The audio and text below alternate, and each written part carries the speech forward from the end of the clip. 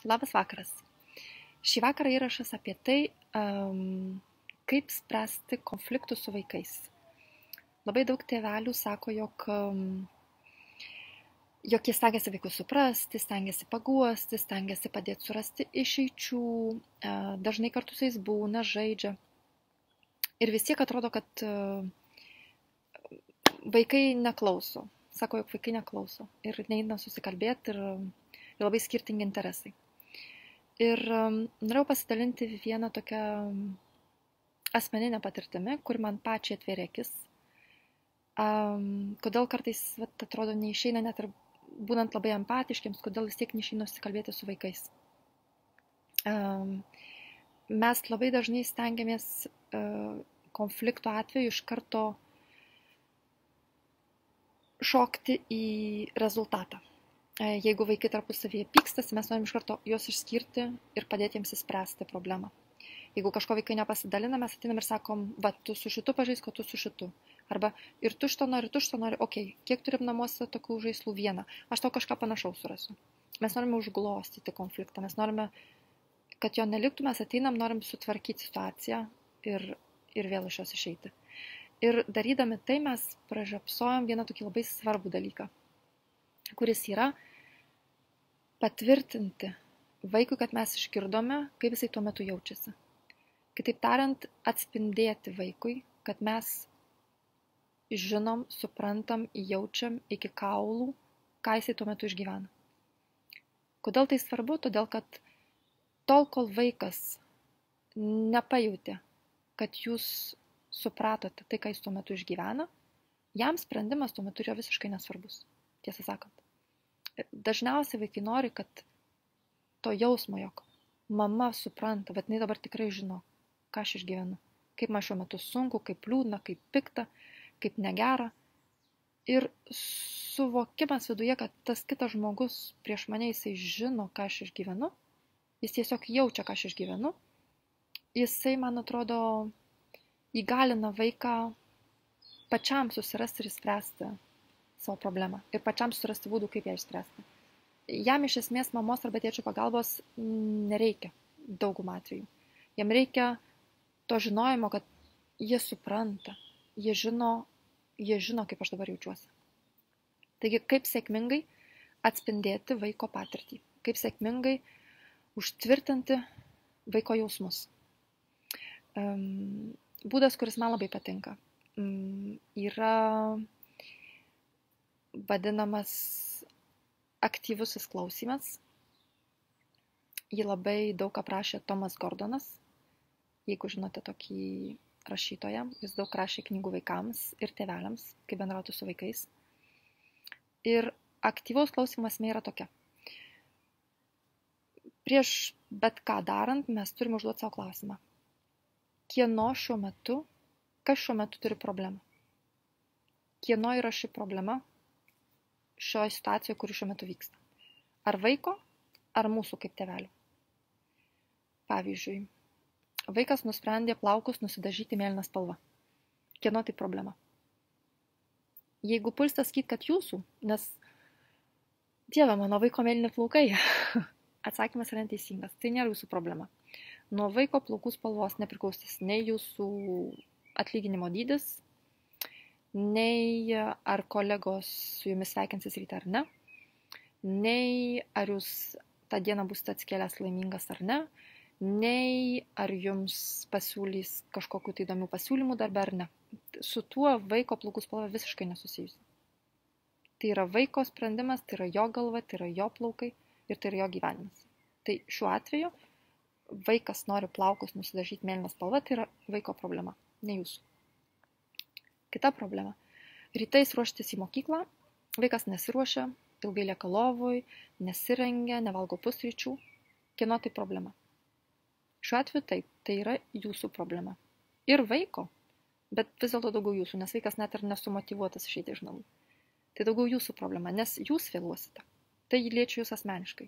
Jūs pavėluosite į darbą ar kažkur kitur, kur važiuojate. Tai va, pirmas dalykas, paklausim savęs, kieno tai problema. Vaiko ar mūsų?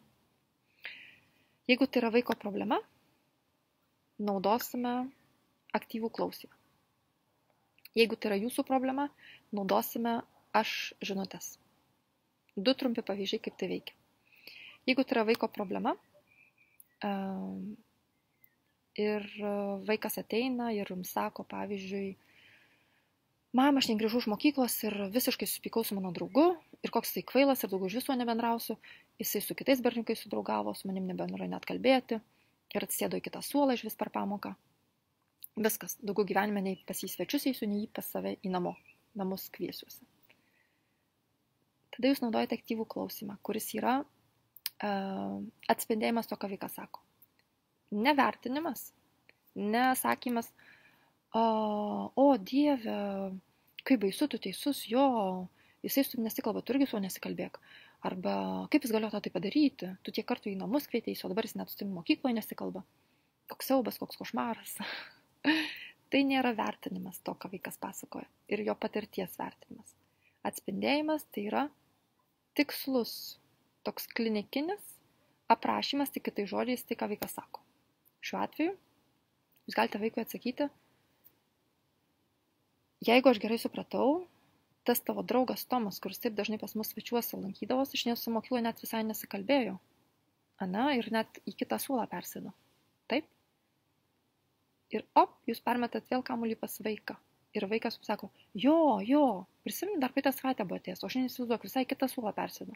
Ir jūs vėl jam atsakot, matai, praeitą savaitę dar buvot namuose ir taip gražiai žaidėt kartu pas mus namuose, o šiandien kažkodėl į kitą suolą net persėdo. Ir vėl grąžinat vaikui kamuolį.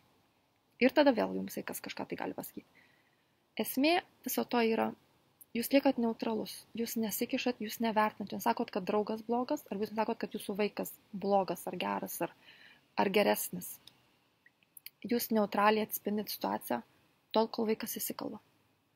Ir savo kūno kalba jūs leidžiate jam suprasti, kad jūs su juo kartu išgyvenate tą patirtį. Tai jeigu vaikas jums sako, jeigu vaikas grįžta ir verkia, mama, bet tas draugas su manim šiandien net nepasikalbėjo, o man tai buvo svarbu. O jūs jam sakot, aha, girdžiu, sakai, kad draugas nepasikalbėjo, tau buvo tai labai svarbu.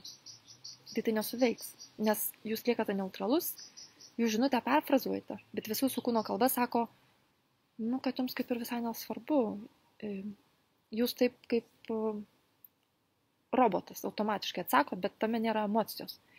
Jeigu vaiko patirties emocija yra liūdesys, jūs turite žinutę ištransliuoti su liūdesiu. Tai yra, jūs patys turite vaikui atspindėti tai, ką jis sako su liūdesiu. Pavyzdžiui, oho, rimtai, arba veiktų savo net, klausydama tavęs net jaučiu, kaip man atrodo, tau liūdna. Ir atvirkščiai, jeigu vaikas jums kažką sako piktai, jeigu sako, ne, mama, tikrai, bet susinervinau, grįžau iš mokyklos, o ten draugas manim nesikalbėjo ir iš vis įskundė mokytų už mane kažką, viską žalusiu, niekada gyvenime nebendrausiu. Jūs turite pertransliuoti tą patį su pykčiu. Tai reiškia, kad jūs turite supykti ar pradėti rėkti ir tą situaciją dar pabloginti, bet jūsų reakcija turėtų būti irgi panašiai pykti, nes jūs norite vaikui parodyti, kad jūs suprantate, ką jis išgyvena ir jūs prisijungiate prie vaiko jo išgyvenime. Pavyzdžiui, sakyti, eik tu savo, rimtai? Arba, jo, klausau tavęs ir jaučiu kaip pikta, aš irgi tikriausiai pykčiau, bet tai paėmė ir padarė, tikrai, eik tu savo. Silpnai, neperdozuojant ir nepykstant labiau už vaiką, bet kažkiek jūsų reakcijų pykčio turi būti.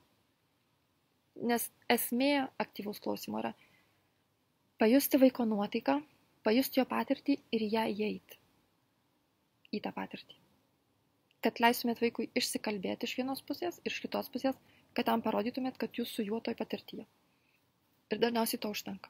Ir kai vaikas įsikalba ir viskas išeina kas viduje, tada jis dažniausiai pats sako, žinai, mama, gal aš biškį ir perdėjau. Gal rytoj pasikalbėsiu ir viskas bus gerai. Ir spręsim ten kažkaip tą situaciją būdu.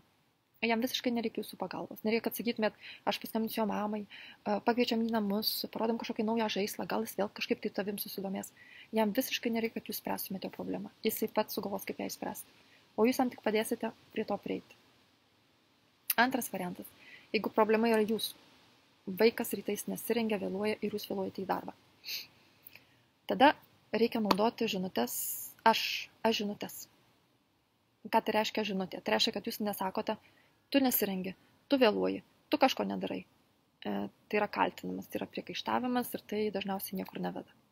Aš žinutė tai yra situacijos papasakojimas iš jūsų pusės, vartojant aš žinutę. Tai yra pradedant sakinį nuo aš arba man. Žinai, man sunku, man neramu, man pikta, man nepriimtina, kai tu rytais nesusiruoši laiku. Ir būtinai pasakyti pasekmę to elgesio jums. Todėl, kad aš vėluoju į darbą, todėl, kad aš negalėsiu laiko atvažiuoti ir pavėluosiu į surinkimą, todėl, kad mano viršininkas bus nepatenkintas ir aš nenoriu gadinti santykių su kolegomis darbe, todėl, kad aš turėsiu pasilikti po darbo, kad paveikčiau tai, ko nespėjau ryte. Esmė yra ištransliuoti vaikui, kaip jūs tai paveikia. Bet aš žinutė, tai yra man arba aš blogai jaučiuosi, arba aš nesutinku, arba man sunku su tuo, arba man iš to kyla daug problemų. Kai tu kažką darai ir aprašom elgesį, ką vaikas daro, vėlgi be kaltinimų ir pasekmės, ir kas po to atsitinka. Ir dažniausiai, kai mes tai sakom, tai vaikui sukelia kažkokią tai problemą. Ir jis sakys, nu jo, bet ta mokykla, aš niekada nenorėjau ten eiti, tu čia pasirinkai mokyklą, ne, aš ir kodėl aš vis turėčiau eiti į mokyklą, ir aš visai ten nenorėjau eiti, ir aš geriau pasilikčiau namuose. Ir tada mes turim grįžti į aktyvų klausimą. Todėl, kad dabar kamuolys vaiko laukia ir tai, ką jūs sakote, jam kelia problemą. Ir tai yra vaiko problema. Mama man sako, kad kai aš nesirengiu, nuvėluoju į darbą. Ir o man iš vis nervuoja ta mokykla, iš vis aš ten nenorėjau eiti. Ir tada mes turime grįžti ir persunkti smegenyse į aktyvaus klausimo programą. Ir sakyti vaikui, ane, tu iš vis ten niekada neįtum, jeigu būtų to pasirinkimas, ane, sėdėtum čia namuose ir namuose kažką veiktum. Tu jo, mama, aišku, visai aš nenoriu į tą mokyklą, iš vis ten, kas ten įdomus toje mokykloje. Ir jūs vėl aktyviai klausot ir pertransliuojat vaikui jo žinutę. Tai štai, 2 tokie paprasti būdai, kaip prieš puolant spręsti problemą, kurios dažniausiai sprendimas bus atmestas vaiko, nes jis pats bus įsprendęs, arba mes perimam iniciatyvą į savo rankas ir vaikas taip ir neišmoks problemų spręsti, kaip iš pradžių turime pradėti nuo žinutės atspindėjimo. Tai yra pagrindinė, ne tik su vaikais, apskritai pagrindinė komunikacijos priemonė, įrankis, būdas, kaip efektyviai bendrauti su visais žmonėmis. Kai mes pradedam nuo atspindėjimo jų požiūrio, jų būsenos, jų patirties, mes tarsi einame į jų patirtį ir tarsi dalyvaujame patirtyje kartu su jais ir tarsi tampame suokalbininkais tame. Ir tada dažniausiai pokalbis vyksta visiškai kitaip. Jie nesijaučia kaltinami, nesijaučia, kad mes jiems priekaištaujame, nesijaučia, kad mes iš jų kažko tai dabar reikalaujame ir šantažuojame ar bandome papirkti ir taip toliau. Jie jaučiasi, kad mes kartu su jais, mes toj pačioj stovykloj.